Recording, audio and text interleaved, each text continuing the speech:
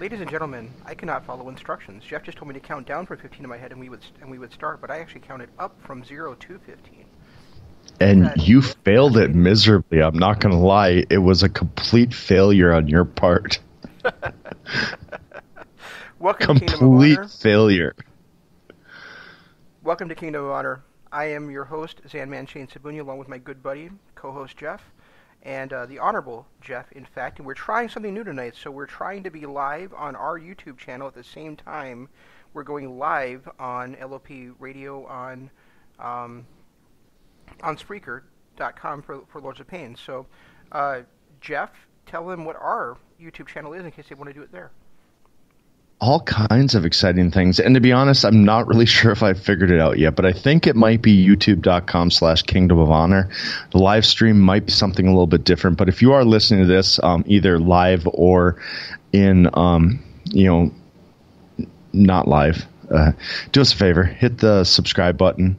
Hit that notification bell so you can get all of our content as soon as it does hit the air, whether it's live or not. And hit a like on this stream. If this is working right, I will be able to see live comments as well, and we can comment on those as we go. So just a favor, comment, hit the subscribe button, and ring that notification bell so we can give you more. Coming in the near future, and I'm working on getting something uploaded now, but we are looking at doing a live not Kingdom of Honor and a Dynamite After Dark at least once per month. It will be a special, maybe non-wrestling show live on YouTube whenever we can, and that's something that we're looking forward to going. But otherwise, you can check us out on Patreon. Patreon of our content is, whether it's the archive stuff, whether it's our Patreon or YouTube exclusive shows. So make sure you check those out whenever you can. Absolutely. And we do appreciate you guys. We know we love you guys, and we want to give you the content that you deserve, and we love. Jeff and I would do this show with 0 listeners, and, so we're glad for the we do have, and we love you guys. But we just love talking wrestling. We love talking Marvel. We love talking Star Wars. Whatever out there, whatever pop culture out there that we dig, we love bringing it to you guys. Tonight, of Jesus, course, we do music, we do what are some of the other things we do? Sci-fi shows, whatever we find interesting, we like to talk about because, well, Shane likes to talk. And I also want to just bring up the fact that I kind of pissed Jeff off a little bit tonight by telling him that I'm sitting here drinking. Kind of. Well, first of all, I want to apologize to you guys that we weren't able to do the show last night, and if the internet's a little bit wonky tonight, I'm sitting in a hotel room instead of my usual place at home because I'm on the company dime on a business trip to reorganize some training for our company. And last night we had a business meeting with the vice president of operations for the company, and I think we had a good discussion that may result in me getting a higher position and higher pay, which I'm very excited about. But also, I'm sitting here drinking a black cherry Manhattan, and Jeff is out of his mind with envy and jealousy. Well, I mean, that goes without saying. I'm just always out of my mind with envy and jealousy over you. Clearly. Speaking of people being out of their minds with envy and jealousy, I have no idea what to think about the controversy that happened over the weekend, but it sure as hell seems like very convenient timing that on the night that she was having the biggest night of her career, or on the eve of the biggest night of her career, all of a sudden, seemingly every professional women's wrestler in the world came down on Tessa Blanchard for being a racist, for holding other women down, for, being a complete dick to people, spitting in their faces, and calling them racial slurs. Calling them racial. Yeah, I said being a racist, but yeah, I mean, it's just absolutely insane the amount of backlash she got by posting on Twitter that women should be supporting each other. Did you see who started it though? It was Chelsea Green. And this is something. Yeah, and that's what I was going to say. This is something that that I really wanted to, and I'm glad you started with this, because to me, this is one of the biggest topics of the weekend. And it wasn't the fact that, and I'm not going to spoil it, but she had the biggest match of her life in a company that was about to make major worldwide headlines. And I've seen the match. I've seen the outcome. I know what happened, and I know you haven't yet, so I'm not going to, spoil it for you. But the biggest night, not only of her life, but in wrestling history. I'm going to interrupt you for a second. You know what? This is more important than the results of a wrestling match. So let me know what happened. Go ahead and spoil it. She won. Wow. Okay.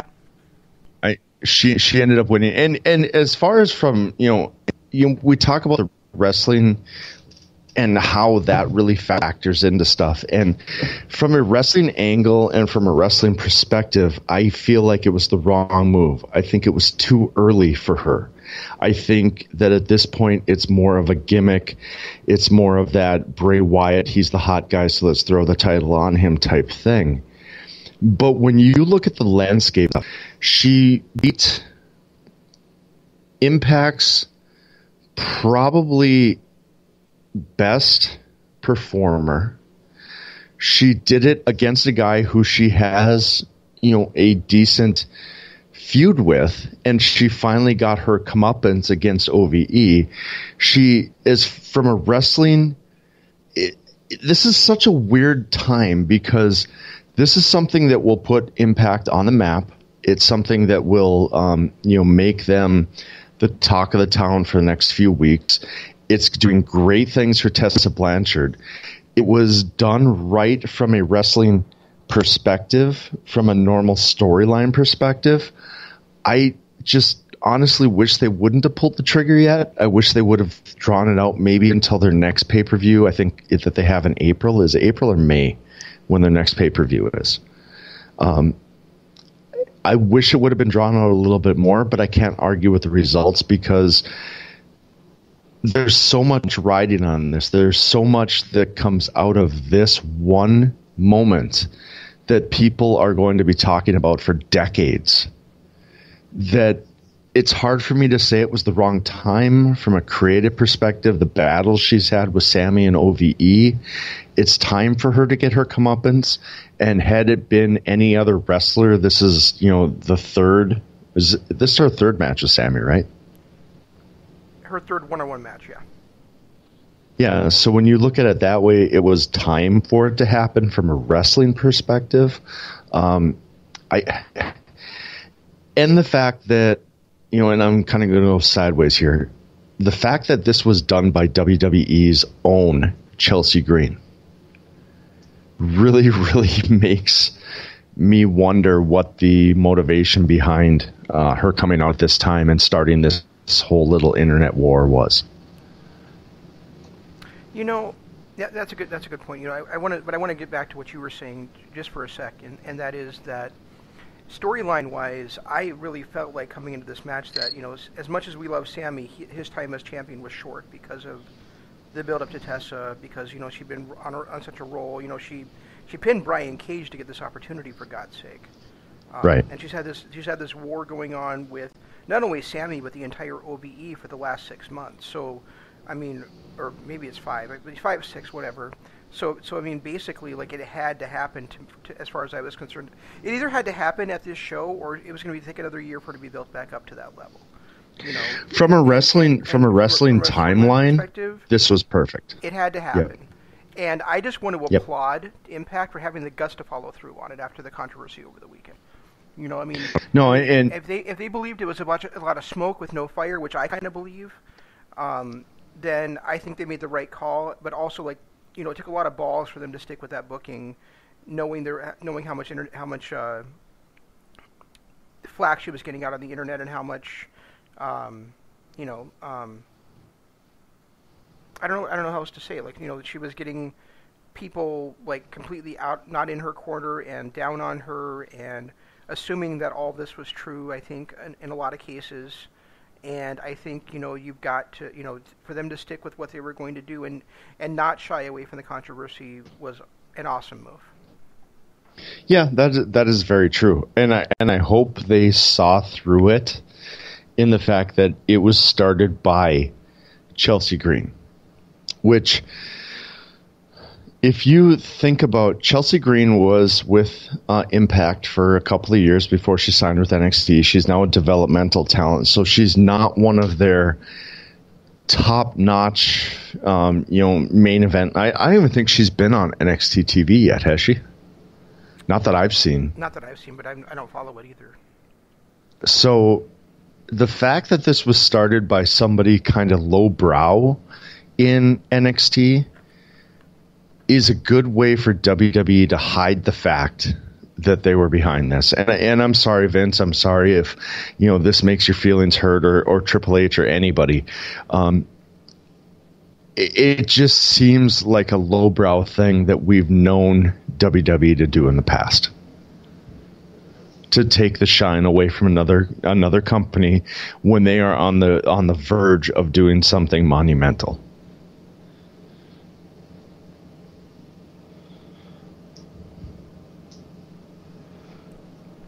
That's what they do. They hold everybody down. Yeah.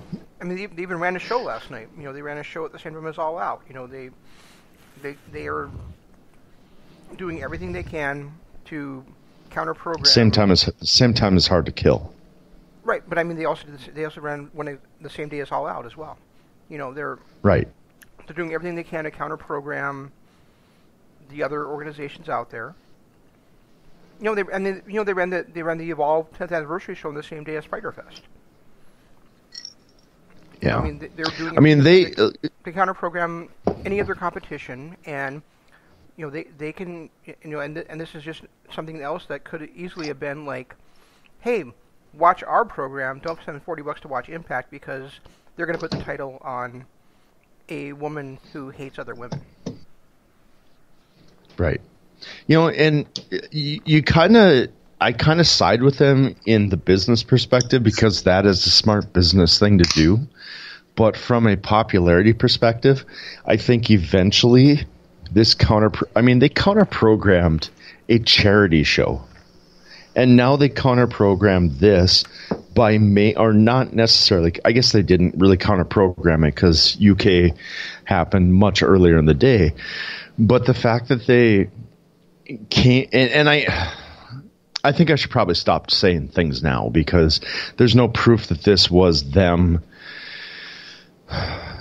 making waves. There's no proof, but let's put it this way: all signs point that way. Chelsea Green worked with Tessa for years, and then she's now NXT. She's been NXT. She's low-level NXT, where she's not even on TV, and she came out with all these allegations that, true or not, it depends on the moment when it happened and where Tessa was. Young heels do odd things. Remember, we talked about this with Austin. Is it Austin Matthews? Who was the guy from Evolve?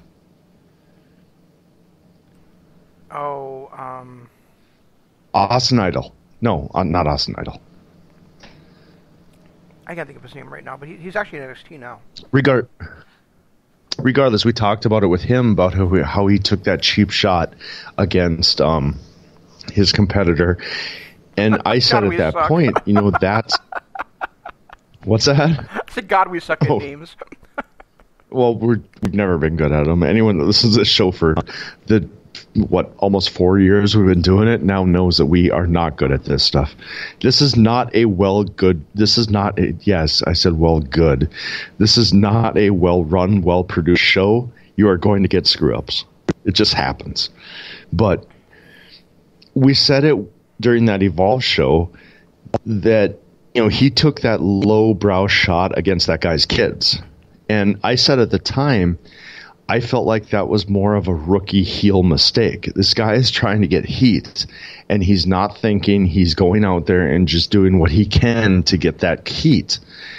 And I think when you look at the timeline when Tessa made that racial slur against the lady in Japan, that may or may not have just been a rookie mistake. Mm-hmm. She's out there trying to draw heel heat what better way to draw heel heat than go with the racial slur? Right. And it's whether you believe it or not, these... Go ahead.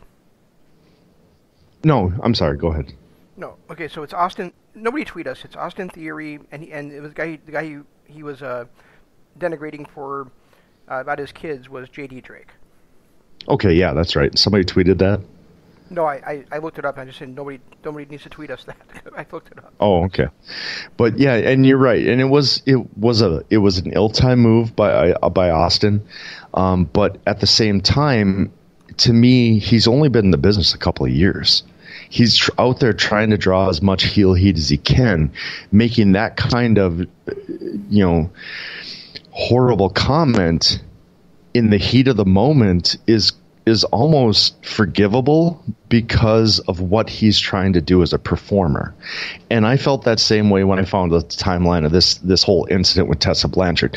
Now, the other bullying stuff, true or not, let's face it, Shaden bullies me at work all day, every day. It just depends on the way that you look at it as far as whether it's bullying or not. And I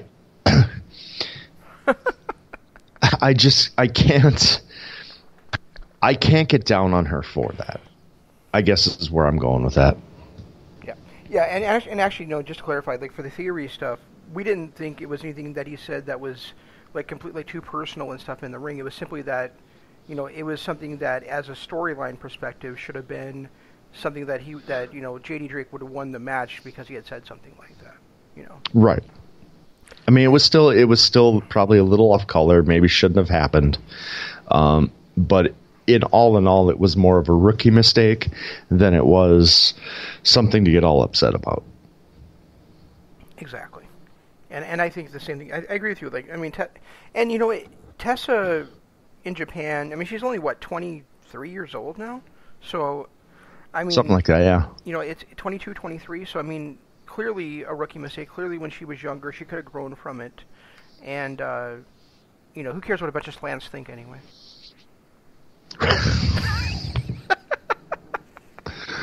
God, I'm glad I put the no kids filter on this one. Oh, Jesus. We made it 10 minutes before we screwed this up. Clearly, I'm kidding. I mean, some of my favorite wrestlers on the planet are Japanese, so clearly I was just making a joke. Speaking of Japanese, I need to transition here, and there's a couple other things I want to get back to, and we'll get back to them. But New Year's Dash, wow, what a show! Yeah, I really. I skipped over a couple of the 8-man tags, but I did watch a few of them. I thought, the Bullet Club versus Finjuice and Kota and Tanahashi was an amazing match. Wasn't it? Yeah. Ironically, not the best match on the night, though. Chase Owens, though, I want to stop on this one for a little bit because Chase Owens needs a ton of credit. That guy has come so far in the last few years to the point where I felt like even with Tanahashi and Kota in there and GOD, he carried that match. His performance was amazing. He has become the ultimate glue guy in New Japan Pro Wrestling. He keeps those 6-man, 8-man, even regular tag matches, together. And he's a great leader for Bullet Club. He directs the action. And he's one guy that you and I talked about, last Wednesday night. I mentioned he needs to be in that mix for the Never Championship. And he needs to get a strong, absolutely. And he needs to get a singles program this year. And he's earned it. I mean, just his performance in this match alone, his aggressiveness, the way that he was able to hold his own against Kota, who we've talked about time and time again, has become one of the pillars of the organization. And he was able to hold his own against Kota and look good doing it. Yep. And his aggressiveness, the way that he tried to get Kota to come over, and then when Kota finally slapped his hand away, he just went ape on the guy. And then throughout the match, he seemed to be the hardest hitting guy. He seemed to be the guy that was, really pushing the match forward from a storyline perspective. I can't say enough about how far Chase Owens has come in the last couple of years. I mean, and the other guy that you and I think is right there with him is David Finlay. Those two And guys David are just, the difference I think is that Finlay has got himself in amazing shape, whereas Chase looks like a pro wrestler from the late 80s, early 90s. You know what I mean? He looks like you've seen really Toy Story, right? But I think that plays really well into his heel persona too. You've seen Toy Story, the original Toy Story. It was written by Joss Whedon. Of course, I saw it. When Potato Head comes out and said he's Picasso. Yeah. That's Chase Owens. Absolutely. Picasso Potato Head is Chase Owens. And I think didn't Rocky? Oh my God, we're gonna have to call him that from now on. Didn't Rocky have a joke about how he needs to hit Slim Fast too? Yeah. There was something Rocky said that was hilarious, and Gino immediately was like, hey, stop that. And we talk all the time about how 3-man booths are a little bit overrated if they're not done right. That 4-man booth that they had for Wrestle Kingdom and New Year's Dash, just the dichotomy between Gino and Rocky made it work so well. Yeah, those two were at each other. Go ahead. Those two were at each other's throats all night long. All three of the night, night 2 and New Year's Dash, and it was so much fun to watch or listen to. For so much fun.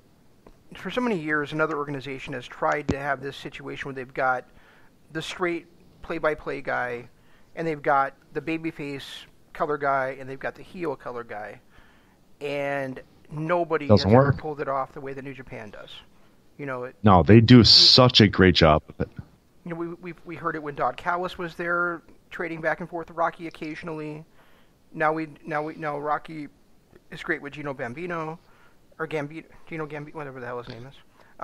And then you got Chris Charlton just popping in there with his with his historical New Japan knowledge, because he knows so much about the history of that promotion, and also translating things and kind of like bridging the gap between the Japanese storytelling and the American version of storytelling. But then you got the best play-by-play guy in the business, Kevin Kelly. And as much as I like Ian Riccaboni, yes, there's no question Kevin Kelly is. This booth reminds me a lot of, and even when Rocky's not there, it reminds me so much of that WCW booth from, about mid-98 till about 2000, when you had Shivani, Heenan, and Tenay in it. Yeah.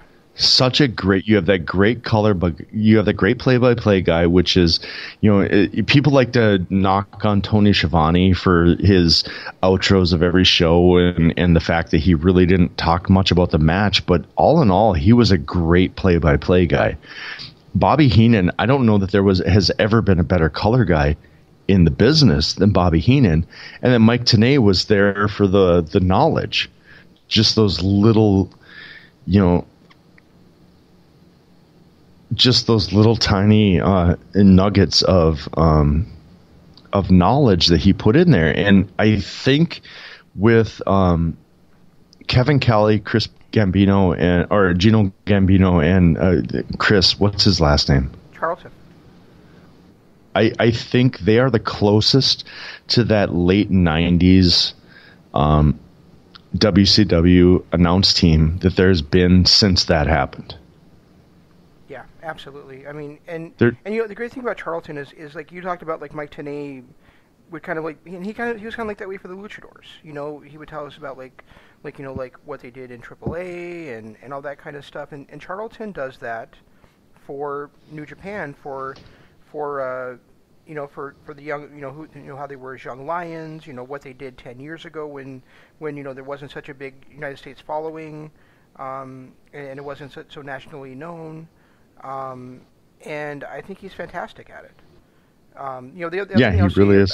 The other thing I'll say about Chris Charlton is, if you really want to know more about the history of New Japan Pro Wrestling and Puro Resso in the Egg Dome, in Tokyo Dome, he's got a great book about the history of Japan of New Japan Pro Wrestling, and how it how it started, how it almost failed, and how it was brought back by, Hiroshi Tanahashi and company called Lion's Pride. And he's got a great book about basically the history of Puro Resso inside Tokyo Dome called Eggshells. So, where he basically breaks down every single card that's ever happened inside the Tokyo Dome. And for those who don't know, Puro Resso is Japanese professional wrestling.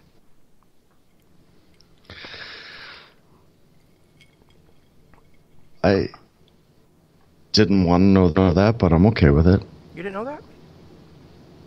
I didn't know that. No, I learned knowledge. Yeah, that makes me happy.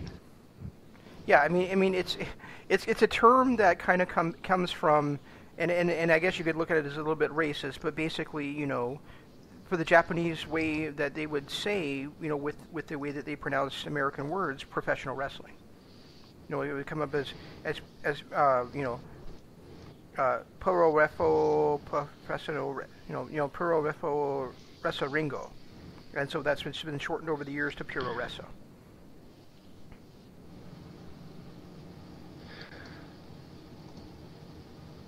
I just don't even know what to say right now. Your knowledge just has me dumbfounded. Well, I wasn't trying to dumbfound you, but I'll also say that I think you and I are going to agree what the best match on this card was, but I also loved the hell out of that 4-team tag match. That junior heavyweight tag. The juniors? Yeah. That was the only problem I have with that is that Desperado and Jesus, I can never say the dude's name. Kanemaru. That was my only problem, is that they got the win. The way they got the win, and the fact that it was a callback to their first run with Bushi spraying his, competitor / face partner in the face with the mist was kind of cool. But the fact that they, those two got the nod really does kind of bug me, because I just think their time has passed. Well, Despy just got back from a serious injury again, and it's his third serious injury. Yeah, and we just had the Bullet Club team as the champs for a long time, and then you've got on the other team Hiromu, who's already the junior heavyweight the junior heavyweight singles champion. So it makes sense that those two, that team would be the ones that are the first challengers for. We're talking 3K. Speaking of Bullet Club, though, before we get on to, how good the rest of the teams looked, how good did ELP look? Again, this kid is one of the most underrated talents on this roster, and he keeps proving it time and time again. I don't know. I don't know if he's underrated. I don't see anybody saying anything bad about him. I mean, but nobody's said him super good, and he's like down on the pecking order because of how talented the guys in front of him are. But I mean, he's definitely still in that mix for that junior heavyweight title, I think. But that's why I think he's being downplayed and underrated, is because nobody ever talks about him in that mix. You and I do. Well, yeah, but you've seen our listeners. How many people do we influence? 3? Maybe 4? But we do appreciate you listening, so don't turn it off just because you're 3 or 4 listeners. So we love all 3 of you. Let's just put it that. Well, 4. If there's 4, we love you 4. But I'm just saying that when people talk about the next in line for the junior heavyweight division, it's always, Takahashi is the champ right now, and people talked about Bushi in that. People were talking about both Yo and Sho during that match. People were talking about Bone Soldier. Yeah, I mean, and they, of course, always Ospreay. But not one person mentioned ELP, and nobody has ever mentioned ELP in that light. But he seems to consistently be the guy that every time I watch a tag match, every time I watch a singles match, he's the guy that steals the show. I felt like there were. I think you're a little bit off base here, honestly. I mean, if you think about the fact that EOP has been the British Cruiserweight Champion for like 11 months now, he won. Has it been that long? Yeah, he won the Super J Cup last year in the States for New Japan, and he beat Ospreay to do it. And he was half of the junior tag champions for like the last 7 months of the year. So, and he had an incredible run, and he had an incredible run in the Best of the Super Juniors behind only Ospreay and Shingo. So I don't think that there's anybody out there that isn't on board that ELP is a fantastic on the rise talent, and in fact isn't like the present. I wouldn't be surprised if he's the guy that takes the title from Hiromu later on this year. But I think that first of all, Rhea Lee is going to get his shot, and then Robbie Eagles pinned Hiromu at one of the Road 2 shows, so he should get his shot. But I think ELP might be the guy taking it down the road, especially since I think Ospreay should be moving up to the heavyweight division. Well, we've said that about Ospreay for a couple of years, and he keeps being thrown back into the juniors. But now they've got Eagles, now they've got ELP, and now Takahashi's back. There's no room for Ospreay in the junior division. Except for he'll be there for sure for the Best of the Super Juniors, but I think after that we're going to see him springboard to the heavyweights. I hope so, because I think his run in the G1 was so disappointing that they have to course correct that somehow. Disappointing results-wise, not match quality. Disappointing match-wise. His matches weren't that great either. He got destroyed by some of the top in the heavyweights. Okay, I can see that. Yeah. I think there's a lot of damage control that needs to be done there for him to legitimately jump up into that heavyweight division. I think had he had a stronger run in the G1, maybe he could jump up there this year easily, but I just think with his performance and the fact that he got destroyed by a couple of heavyweights, he needs some course correction. Now, believe me, with his performances... Go ahead. With his performances, the fact that he was easily probably the best in-ring performer last year. I mean, Sammy, we rated him second, right? Right behind Sammy? Yes. Because we had Sammy's just character and out of the ring performance as slightly better than Ospreay. But in-ring performance last year, Ospreay was easily number one on pretty much every list you can think of. And I think he could do that against heavyweights, but I think the fact that they literally let him flounder against heavyweights has really, really, really hurt him. I'm thinking back to like the last few years when at the anniversary show we've had the junior heavyweight champion take on the heavyweight champion, and now I'm like totally salivating at the fact that that might mean that we get Hiromu Takahashi take on Tetsuya Naito. It's not going to happen. Why? It's not going to happen. Just because they're in the same stable? We saw Ospreay versus Okada. Just because they're not on the same level. I mean, at the time, Ospreay was being pushed as that heavyweight against White and Okada because of his... he had his Never run. He had, a few other heavyweight matches. And who was it the year before? Was it Ospreay the year before, too? It was Ospreay and Okada, yeah. And then last year it was Ospreay and White. So, I mean, it's been Ospreay the last couple of years who's been pushed against the heavyweights. Takahashi has never been pushed against a heavyweight, ever. Well, the year before that, it was Okada against, what was he called? Tiger Mask something? Which is actually Ibushi.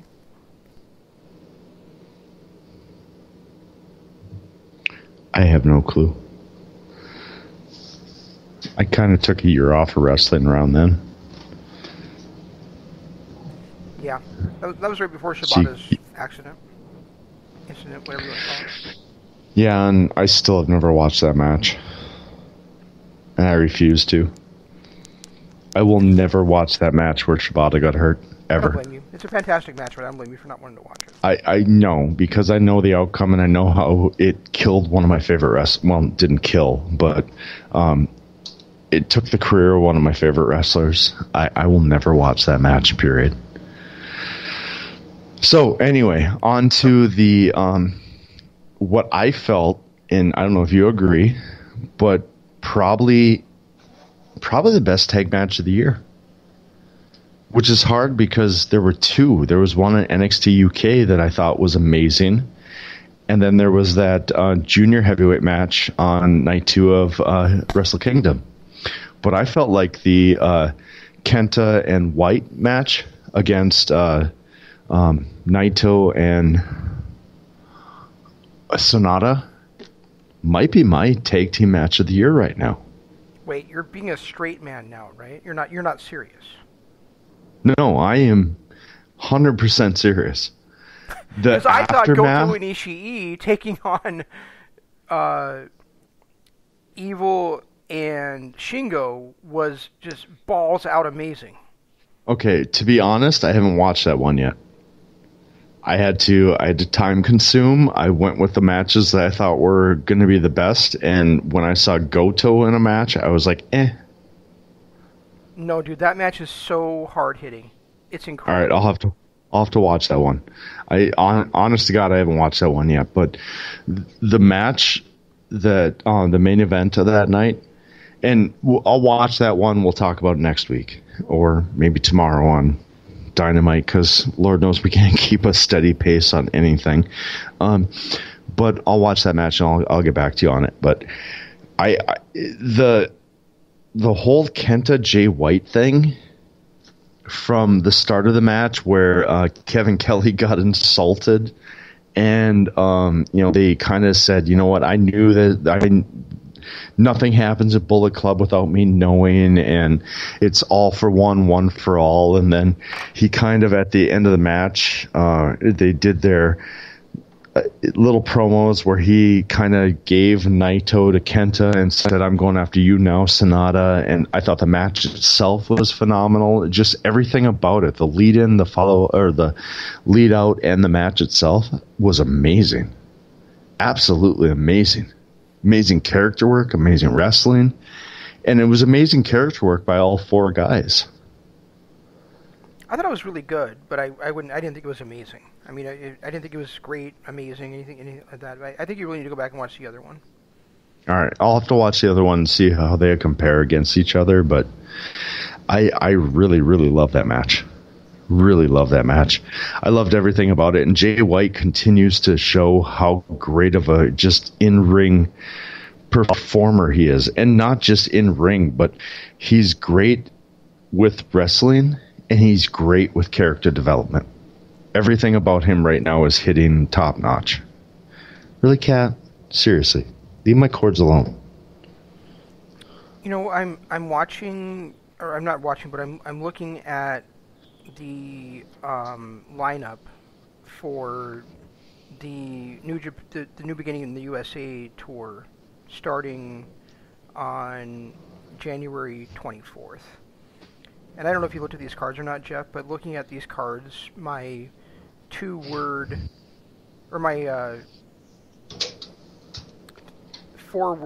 I guess, synopsis of these cards is, why did they bother? Really? Yeah. I haven't seen any of it yet, so I can't comment. But I mean, the last couple of matches on the last night are pretty decent. I mean, you got a rematch for the tag straps between the Girls of Destiny and Finjuice as the main event. You got Jeff Cobb versus Lance Archer, and you got Kota Ibushi versus Chase Owens. But yeah, I'm not mad at any of that. No, but for the most part, I mean, the Rock and Roll Express are on these cards. Oh dear God! Yoshihashi's on these cards. Well, nothing you can say will upset me more than Rock and Roll Express, so don't even bother. Just end it now. Colt Cabana and Toru Yano are tag teaming on these cards. I don't care about that. You said Rock and Roll Express. I haven't heard a word since you said that. At least you and Judah Gatti are on these cards, though. I don't know what you're talking right now. You said Rock and Roll Express. I can't even. I just can't.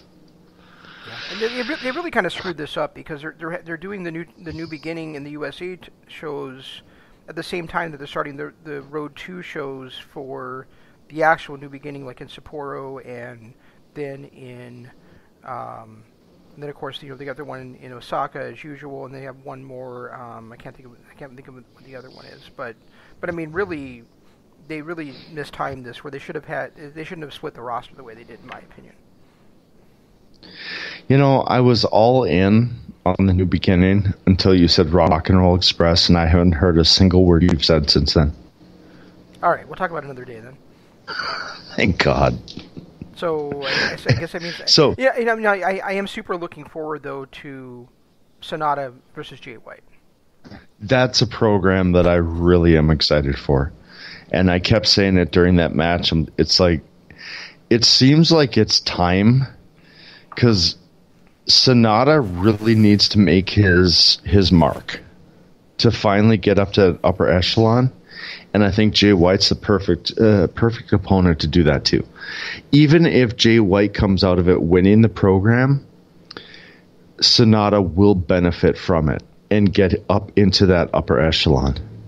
I don't know, man. I think that Jay White comment is along the same lines as that Austin Theory comment, where White said, if I'm going to beat you and prove that you're just like everybody else, not as good as me. Or whatever, something similar to that, and to me, that's like, Sonata's got to win that match now. And yeah, he does, and maybe he does. If he doesn't, then it's a whole different situation. But the fact that he said, "You've been getting full of yourself, and you think you're better than you really are," that's a perfect heel setup for that babyface to win. And White doesn't lose anything by losing to Sonata. No, he loses nothing. He's still in the same spot. He's still the leader of Bullet Club. The only thing that came out of all of that really, really frustrated me, and we kind of said it that night, last Monday when we were talking about it, is that I don't feel like Kenta deserves a heavyweight title shot. Had the title shot been for the Intercontinental belt, I would have been okay with it. But the fact that he said, "I'm taking both belts from you," meaning that Naito is defending both belts all the time, and we're never going to get that separation again.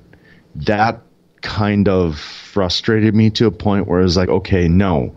Kenta needs to win the Intercontinental title, and Naito needs to keep the world title and defend them separately. First of all, Kenta is probably the hottest heel in pro wrestling right now, so he should be getting a shot at that championship. Secondly, not going to disagree with that. Secondly, I do think that Naito will not be defending those titles in double defenses after this one. What I would love to see happen, and I'm not saying it's going to happen, but what I'd love to see happen is for Sonata to beat White, and then he comes out at the end of the night and he challenges Naito for the Intercontinental Championship, and he's the one, LIJ versus LIJ, that takes it away from Naito. Yeah, I'm okay with that. I really am. The other big match that stemmed from the actions or from the events at New Year's Dash that I am really dead set on and happy about is the two Brits, ZSJ, defending the British Heavyweight Championship against Will Ospreay. Yeah, that's going to be a fun match. Yeah, I mean, it's going to be a really fun match. I know that that's such a clash in styles. Yeah. Oh my God, I'm just tingling right now thinking about it. Oh my God. I know that you and Imp are going to be super thrilled about the other match that stemmed out of there, which is Okada versus Taichi. But to me, these other two are the better ones that came out of it. Well, come on. I mean, Taichi, look. Is there anyone better? All kidding aside, he has gotten a lot better over the last couple of years, and he's actually put on some decent matches, but no. I mean, Ospreay versus ZSJ, that is a dream match on any continent you're on. Yeah, we're looking forward to that. We're looking forward to Sonata versus White. I'm looking forward to Naito versus Kenta. And honestly, you know, it's not too bad that Taichi's going to get a match against Okada. I mean, Okada's got to face somebody, right? Yeah, because he's kind of out of the heavyweight title for probably the first time since 2013 or 14. Yeah, something like that. I mean, there was that little bit last year after he lost to White, where he went through his balloon phase. But it was always considered that, like, okay, yeah, he can Omega and Tanahashi. This might be the first time that Okada has legitimately been out of that heavyweight title picture in probably 6 or 7 years. Yeah, I mean, I'm sure he'll be back there by the end of the year. Or he might even be wrestling for the championship at Wrestle Kingdom. But I'd be very surprised if Tetsuya Naito did not hold the title until at least January 4th next year. I'm hoping, and if he doesn't, I think it's a failure. I think they dropped the bolt. Yeah. Belt something. They dropped something. I mean, it wouldn't kill him to drop it at Dominion, but I mean, I do think he's going to hold it till. He needs to go longer than that. He needs to go longer than 6 months. I think for everything they put him through, he needs to go at least that 1 full year before he drops that heavyweight belt. Yeah, especially if he's going to drop the other belt, you know. Right. If he's going to drop the white belt, he's got to hang on to the black one. Right. Exactly. And that was not racist. I'm just saying that's the color of the leather, guys. One other real quick note before we get into NXT UK. Marty Scurll. Did you see what happened with him? I saw that. Re-signed with Ring of Honor and joined. Did he? Is that actually been officially announced now? From everything I've seen, he is re-signed and he is now a member of the booking team. That is very interesting. And if that is the case, if Ring of Honor does not build their brand around Marty Scurll, they won't have a brand to build around at all anymore. I was done with them after this whole PCO thing. You know, the way that they treated Matt Taven, the way that they put the belt on PCO in that horrible, horrible match of Final Battle. But with Marty Scurll, if he re-signed and is legitimately going to be a cornerstone of Ring of Honor, they need to make him a cornerstone. He needs to be the focal point of that brand going forward in every aspect. Yeah, but you know what the fact is? He should have been for the last year and a half. Oh, I agree. So it's hard for me to look at this and, you know, what Marty did and think it was a great decision. No, I'm not going to disagree with that. But at the same point, at this point, if he did actually re-sign with them and put his name on that bottom line and everything, they need to. And if they don't, it's on both of them. It's on Marty, it's on Ring of Honor, it's on everybody at that point. Sorry, doing dishes. Sure, that's what you're doing. Multitasking. Yeah. This announcement I see here is that ROH, is that Marty Scurll is a new head booker for ROH. Yep, which is good. We get rid of Bully, and he had his run. He did a lot of good things, but he really kind of lost sight towards the middle to end of last year. So if Marty is the head booker, and the problem with Marty being the head booker is now you end up in Dusty Rhodes categories where he's like, oh, he's putting himself there because he's the booker. I suppose, but at the same time, he should have been the champion all along. So if he's going to make himself the champion, I think it's actually just kind of righting a wrong. True. That I can't disagree with that. That is really,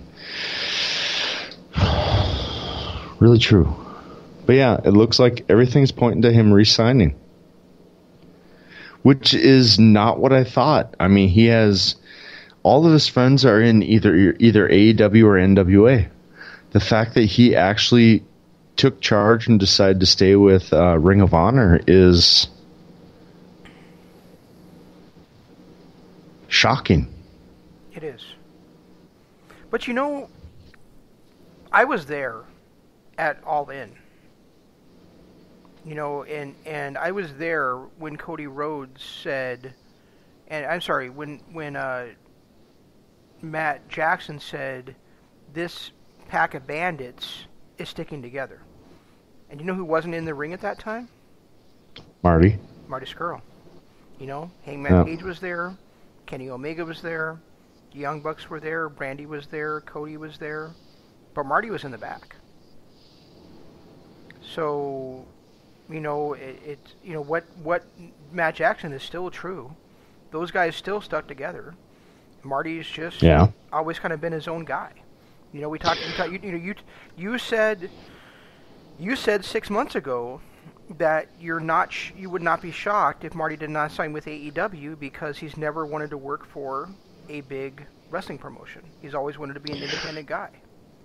Well, he's always said it. When he did the was it British boot camp with TNA at the time. God, this Manhattan. He's shut up. When he did the British boot camp with TNA, he said at that time during his whole Party Marty stage that he was not. He didn't want to be chocolate martini. I say. Yeah, that's disgusting. He said at that point that he never really wanted to be that mainstream guy. And there was an episode of Being the Elite last year before AEW even started where he talked about being an independent wrestler and being able to make his own bookings and how much freedom that has, being your own boss and not having to rely on somebody else for a contract and all that stuff.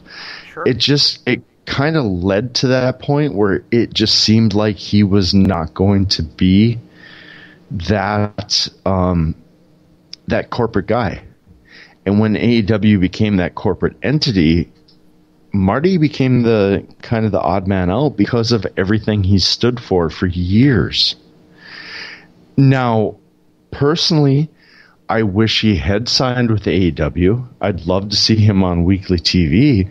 But if Ring of Honor can figure it out and actually make him one of the focal points and bring this brand back around, I might start watching it again. He is still one of my favorite. I mean, Jesus, when this first started, we couldn't go an episode without talking about Marty Scurll at least 7 times because I loved him so much.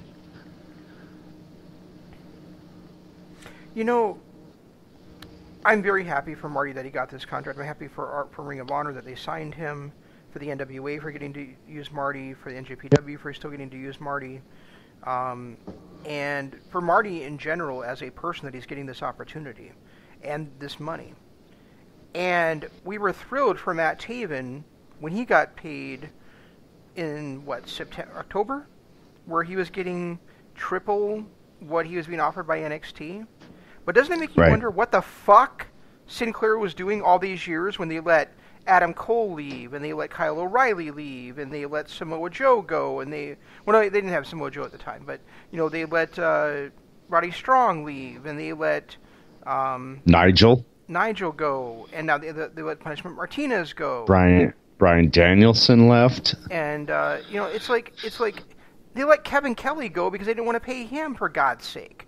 I mean, what the hell have they been shoving up their asses along with their heads that's not been letting them sign these guys that they would have been able to keep, and they'd have such an incredible roster right now. Wouldn't have to be rebuilding every damn year. Maybe, hopefully, this is that turning point. We thought it with the Young Bucks when they signed, and it kind of was for a while. I mean, there was a good 3-4 years where Ring of Honor was making a serious run at that number 2 promotion in the U.S. And they kind of let it go last year, and it's hard to fault them because the Bucks, Cody, Paige, they all got an opportunity of a lifetime. Maybe this is Ring of Honor's chance to kind of start all over and do it again. I mean, I can't imagine Marty Scurll getting the opportunity of a lifetime in 3 years. But there's nobody on the current roster other than, Marty, maybe Jeff Cobb, maybe Shane Taylor, that I look at those guys and go, they're even close to the level of the guys they let slip away the last few years. Kevin Owens, Sami Zayn, Adam Cole, Kyle O'Reilly, Bobby Fish, Roderick Strong. I mean, Taven, pretty much all the Kingdom could be on that level if they let him shine. Taven is one of the top heel. Not Breaking McBreaking Face. He's never going to get there. You don't think so? No, because he can't go a couple of months without getting injured. Yeah, but that's not his fault. There's always a guardrail in his way or something.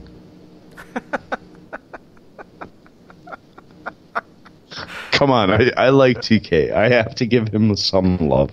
But, I mean, even if you take TK out, Vinny and Taven are two guys you could really... I mean, they're still both young. You could really build a division around them, and then you have... you add Marty to that and Jeff Cobb. And Brody Coyle is another one that could be there. Shane Taylor. They do have some talent. Brody King, you mean? Granted... It's really... What? Brody King. Yeah, so who would I say? You said Brody Coyle. Brody Coyle. Yeah, Brody King. They have the talent to actually make something of it. They just need to stop pushing people like Roosh and PCO.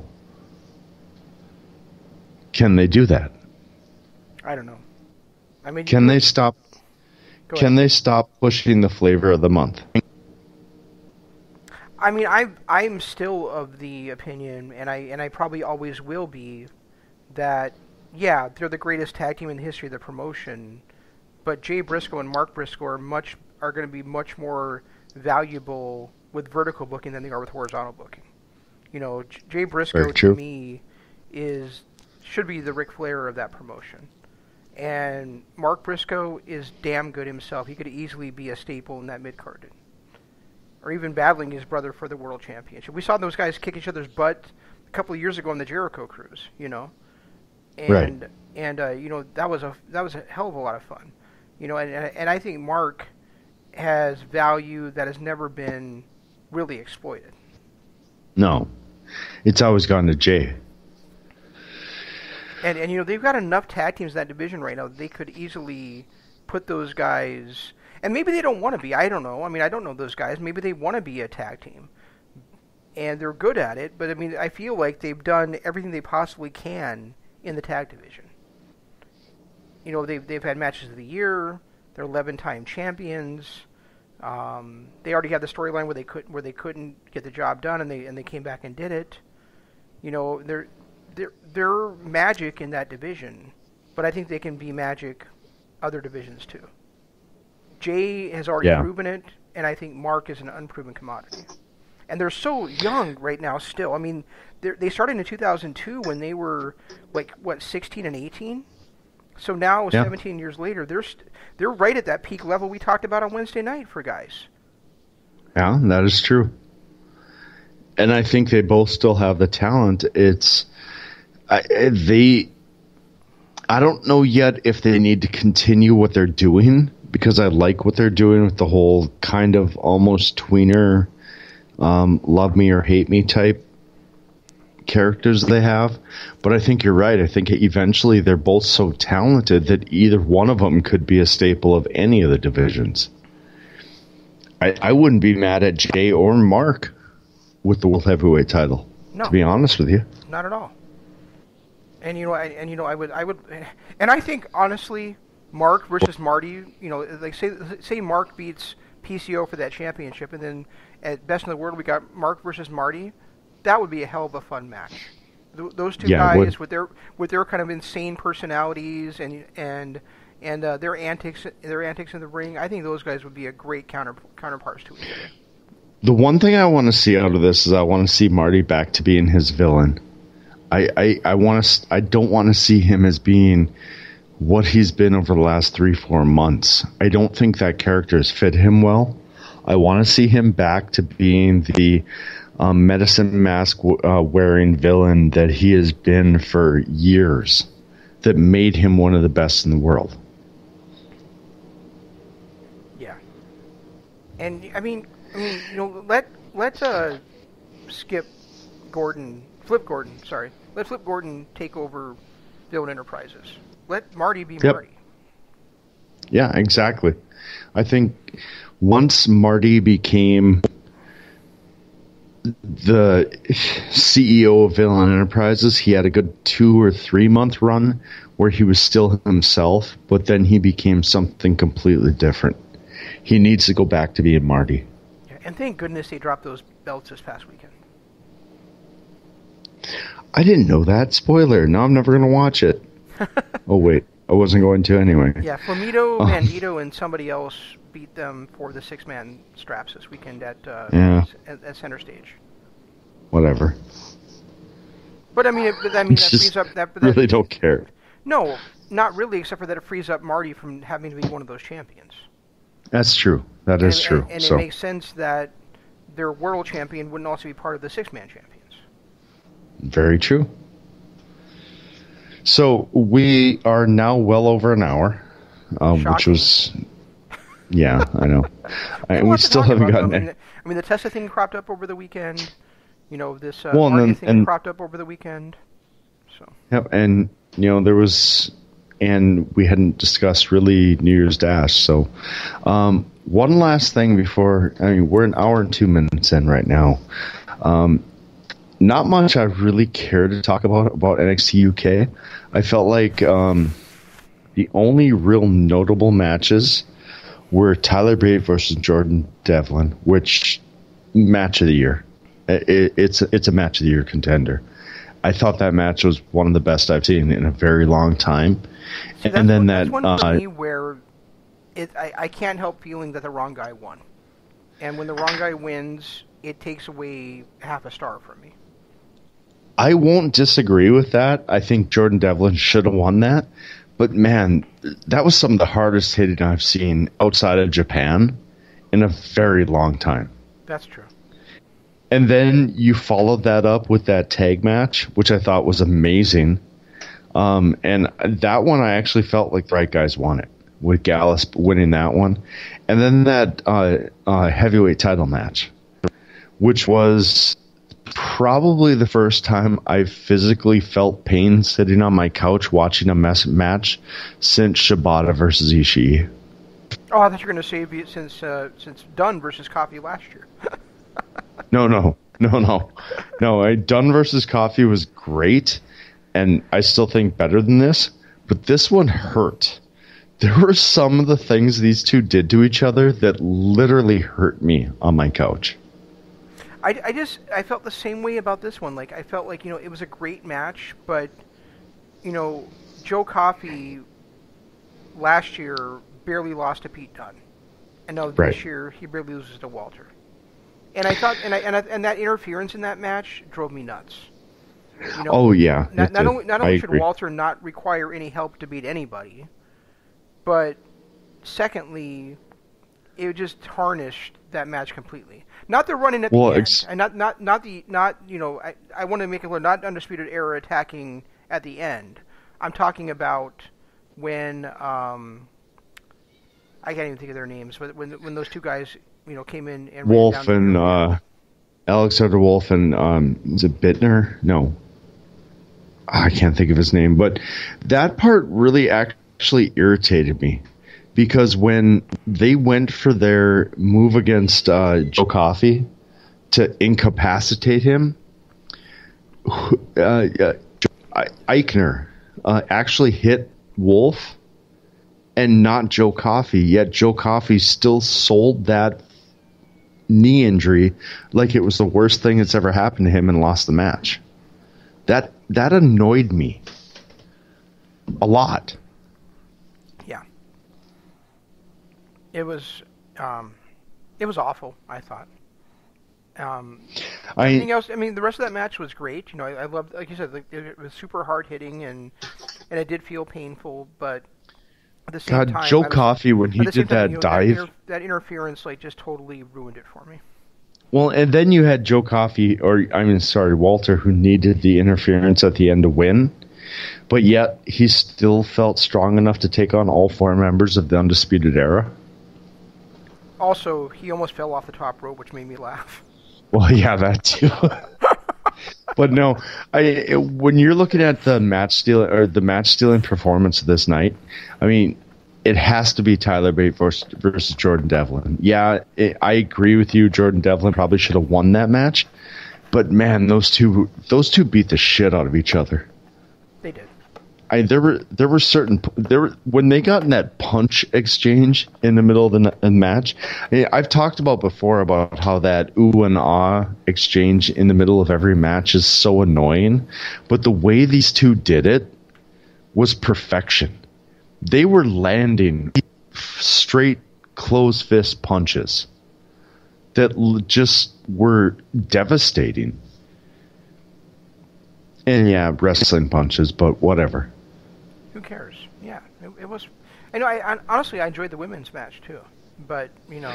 I did too, but I don't ever want to see Piper Niven on my TV again, ever. Why? Ever. She's not good.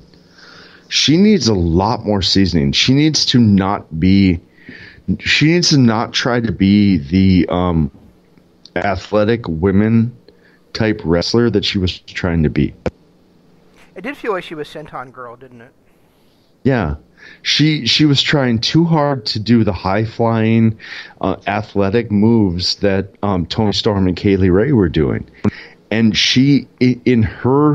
with her size, she needs to be that Awesome Kong,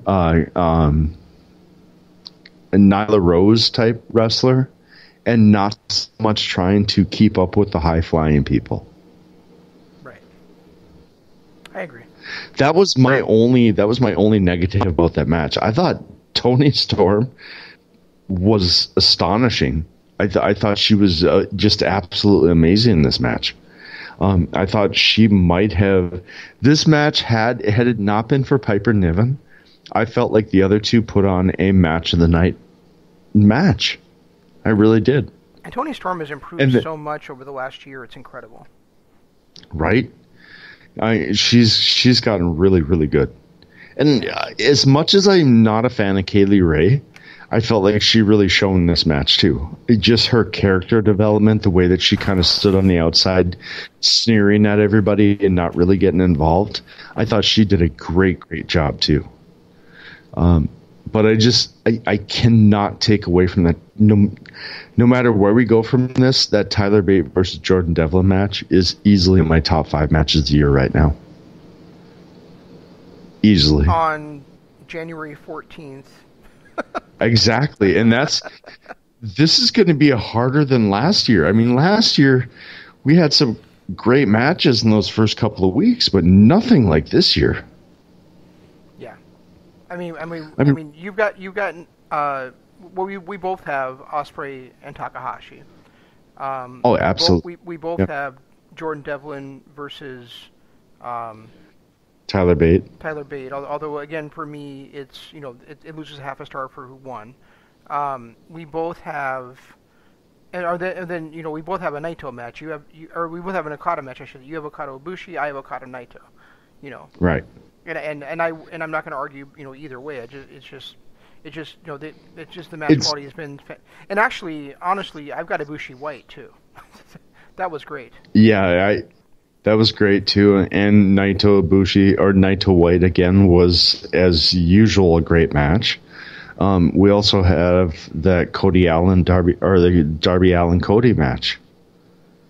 Was that from this year? You know, that was the very first match of this year. Yeah, that's right. It was. Yeah. On Dynamite. It's we are in for a hell of a year if we're 3 weeks in. Not even. Are we even 3 weeks in? Nope. We're 2 weeks in. 2 weeks in. And we've already got a handful of matches that. And this is the 14th day of the year, brother. And we are already at a point where there are so many top quality matches. God, this is going to be a tough year. And we're going to end up bailing out on again like we did this year and just say, oh yeah, the rest of the year was this guy. Let's talk about something else now. My boy Rich Latta from One Nation Radio, he used to also have a show here on LOP Radio. He used a spreadsheet of matches every year, and I think we're gonna have to start one. We're gonna have to if this keeps up. Seriously, I mean, we've already got 5-6 matches of the year contenders, and we're only 4 shows in. Well, 5. And actually, shout out if you count that very first AEW. And actually, I want to say a shout out to Rich, who just got engaged about 2 weeks ago. So congratulations, Rich. Oh yeah, congrats, man. Sorry for your loss. Sorry, I've been there twice. I might have a little bit of hard feelings for that, but maybe one day they'll have to play "The Death of a Single Man" by Brad Paisley on here for him. We're gonna have to. All right, I don't know. You got anything else to talk about? No, I mean I felt the same way about you, man. I thought Blackpool was a solid show, but when I looked at that card, I said, "Oh my God," and I didn't feel like it was an "Oh my God" show. You know. No, it was. In that aspect, it was different than last year, but I think a lot of it was because we had more of the top 3 or 4 guys condensed in the top 2 matches. You know, actually, let's talk a little bit about the tag ladder match, because you had texted me last night and said how great it was before I'd had a chance to see it. And oh man, it was great. It really was good. And maybe it was just because you had told me that, and I was expecting more. But and there was a lot of exciting action in it, but it also felt like it's never going to be up there in my tag match of the year simply because it doesn't have the story that that a regular tag match would have, or that two teams in there would have when you got those 4 guys. So I mean, it's just spectacular spot after spectacular spot, and a great finish and some great stuff in there. Really, with callbacks to previous matches, not just these guys' previous matches, but previous ladder matches we've seen in the past, but. All in all, I don't see how this match is going to be up there, 11 months from now. This is my second ever 4-way ladder match. The last one was ruined by Jackson Riker coming out and destroying everybody. Okay. This one didn't have that. So I felt like the right people won it. I felt like there was enough high spots and enough of those holy shit, that guy just died type of moments where it may have just barely eked out that 4-way match from New Year's Dash. And the other thing with this one is there was way too much Mark Andrews in it. Yeah, all right. I'll give you that. Sorry, I have a hard time. Ever since he called himself Mandrews, I can't stand that guy. And I've never been a big fan of Flash Morgan Webster either. I think his suits, dude, his suits are annoying. But it's so annoying. But Zach Gibson and what's his partner's name? Drake. Those guys. Guys are Grizzled Young Veterans were amazing. I love those dudes. And Gallus was great. Yep, and I really liked Eichner and Barthel too. I thought they were both great in this match too. Yeah. I think this would have been much better as a triple threat than a 4-way, simply because I don't like the other 2. But it was hard to not say this is right up there. But like you said, it's January 14th. I literally just watched this match today. So, last night. So is it going to hold up? Probably not. We still have another God versus Briscoe Brothers war to go through this year. So it's not going to be there at the end. Oh, absolutely. You know they're going to be. No, although it is hard. I don't think those companies are working together anymore. I was just going to say it's hard to tell because it doesn't seem like they work together anymore. And I think a lot of it might be because of the CMLL thing with Roosh and Rhea Lee. I also don't think that NJPW needs to be tying themselves to that ship. You know, I don't think they need to be tying themselves to AEW either. I mean, I really think what they need to do is promote the hell out of New Japan World and make it available on every platform, not just Amazon Kindle. I mean, you should be able to watch it on your Xbox or your PS4 or your Roku. You know, it shouldn't matter what you have. You should be able to watch it in AEW World. And I think their American expansion is going to help out a lot. Well, if they don't put on the cards like they put on with the true. Dam and oh, by the way, speaking of Rock and Roll Express, you are aware that they're also the current NWA World Tag Team Champions. No, shut up! I don't want to hear. I don't care. That company is dead to me when they put them in a main event. They put two 60-plus-year-olds in a main event. I'm done with them. I don't care who their champions are. Oh, yeah, and Scott Steiner's there now, too, by the way. Of course he is. That's right. Big Papa Pump debuted tonight. Well, Jeff, I've only got one thing to say to that. Fuck off. If you hear me. Oh. And I just ruined the PG-13 rating too, by the way. No, I already said that earlier. Oh, okay. Well, fine. You screwed it up then. So I guess that means that you're not planning on watching Hard Times on January 24th. Yeah, probably not. I think I'll pass. It sucks because I love Eli Drake so much, and I've always been a Kennedy fan or Mr. Anderson fan. But man, and of course, you know my fascination with Nick Aldis. But man, I can't do it. Go ahead. You take three great wrestlers and surround them with garbage. It doesn't work out.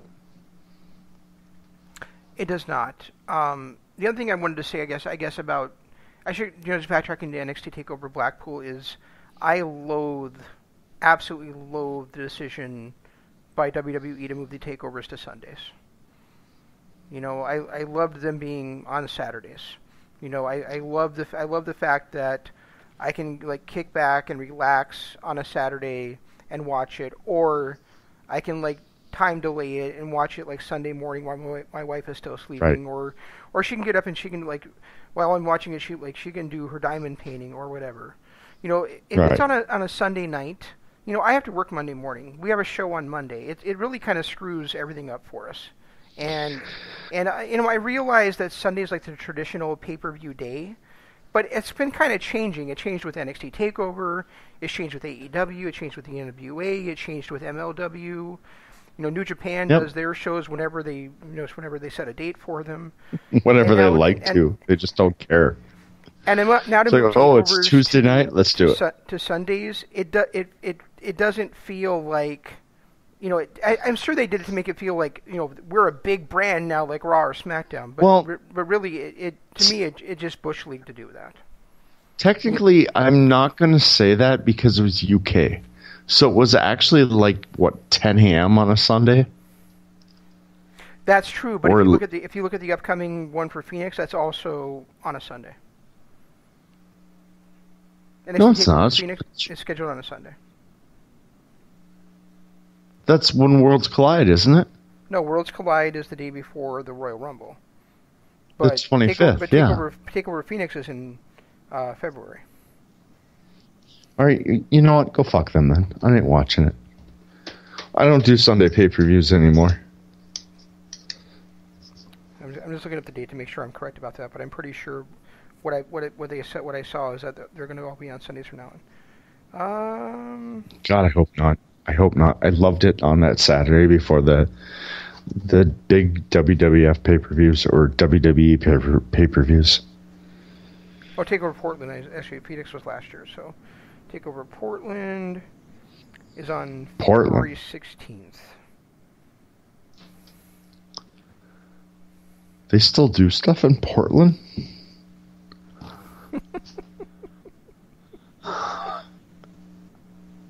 I didn't know that was a thing anymore. Anyway, okay, so, yeah, I'm not watching it. Yeah, so I'll get to it when I get to it. President's Day, which means that's on a Monday. February 16th is on a Sunday. So, they can F off. Ugh. Yeah. They could just on Valentine's Day or something. It's not like I'm doing anything this year anyway. You know, I love that name, St. Valentine's Day Massacre, for a pay-per-view. Wasn't there one? Was that was a 90s WWF thing, wasn't it? 2000, I believe. It was the one where it ended with Mankind and Mankind and The Rock knocked each other out in a last man standing match. And that was also the night that the Big Show debuted for WWE. So maybe it was 99. Was that the one where Rock beat him over the head with like 15 chair shots? No, it was the month after that. The one where they knocked each other out with a chair, and then where the Big Show debuted by throwing Steve Austin at the cage, and the cage swung out, and then Austin won the match that way to get his WrestleMania title shot. Ah, okay. Maybe we'll watch that this week. Maybe that will be my Valentine's Day this year, is watching that pay-per-view again. Maybe. I have no idea what else we're going to cover next week. It's going to be better than last year's, I'll say that much. Well, I'll try to get Hard to Kill in this weekend, but I don't think it's going to happen. So. Well, yeah, you're still gone, so... Well, I'm sure something will come up. We'll talk about something on Monday. Either way, we have a show tomorrow night. Dude, I've been away from my wife for a few days. Yeah, definitely when I go home this weekend, something is going to come up.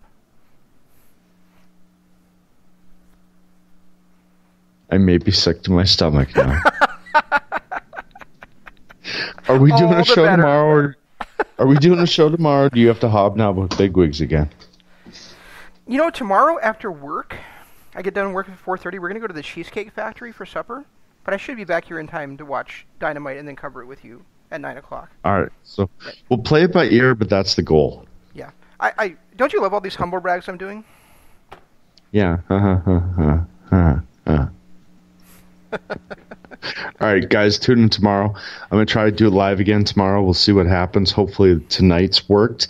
If the case, join us on youtube.com, and you can listen to us live now and then in replay on our YouTube channel, plus patreon.com/Kingdom of Honor. All kinds of great stuff happening there. You get exclusive stuff, and for a small donation, you not only get that exclusive stuff, but you help us out in the long run. And, of course, our Twitter. I am at Reggie Co-op. He's at ZanmanLOP. Use hashtag KOH and hashtag DAD, and that'll find everything. And make sure you tune to all the other LOP radio shows. Like we said, tomorrow night, it will be Jeff and I with Dynamite After Dark, plus it will also be Sports Entertainment is Dead. On Thursday is the Imps LOP Radio Adventure. On Friday, The Right Side of the Pond. And then we'll hit you back next Monday with more Kingdom of Honor. Also, don't forget that on Sunday, there was the LOP radio between Imp and Sir Sam as they were going over the poll for the best matches of the year and the best matches of the decade, which isn't even a thing. The decade does not end until the end of this year. So Jeff and I will cover that when the decade actually ends. It ended. Maybe. If I still like you by then. What do you mean it ended? Do you start counting at 0? No, the first year was not year 0. It was year 1. So 1 through 10 is a decade.